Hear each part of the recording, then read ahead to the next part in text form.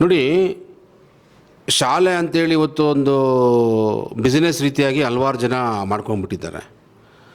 Of course ಅದು ಏನೇ ಆಗಿರಲಿ, ಈ ಕೃಷ್ಣ ಸಂಸ್ಥೆಯಲ್ಲಿ ಒಂದು ಸಾರಿ ಭೇಟಿ ಮಾಡಿ ನೋಡಿದಾಗ ಕಲಿಕೆಗೆ ನಿರ್ಮಾಣವಾಗಿರ್ತಕ್ಕಂಥ ವಾತಾವರಣವನ್ನು ತಾವುಗಳು ನೋಡ್ಬೋದು. ಅಕಸ್ಮಾತಾಗಿ ತಮ್ಮ ಮಕ್ಕಳನ್ನ ಒಂದು ಪ್ರಾಥಮಿಕ ಶಾಲೆಯಿಂದ ಹಿಡಿದು ಪದವಿವರೆಗೆ ಇಲ್ಲಿ ಶಿಕ್ಷಣ ನೀಡ್ತಾ ಇದ್ದಾರೆ. ಇಲ್ಲಿ ಇಡೀ ಬೆಂಗಳೂರು ಜಿಲ್ಲೆಯಲ್ಲೇ ನೀವು, ಅದರಲ್ಲೂ ಕೂಡ ಗ್ರಾಮಾಂತರ ಜಿಲ್ಲೆಯಲ್ಲಿ ನೋಡಿದಾಗ ಈ ರೀತಿ ಆಗಿರ್ತಕ್ಕಂಥ ನಿರ್ಮಲವಾಗಿರ್ತಕ್ಕಂಥ ವಾತಾವರಣನ ನೋಡಲಿಕ್ಕೆ ಸಾಧ್ಯನೇ ಇಲ್ಲ.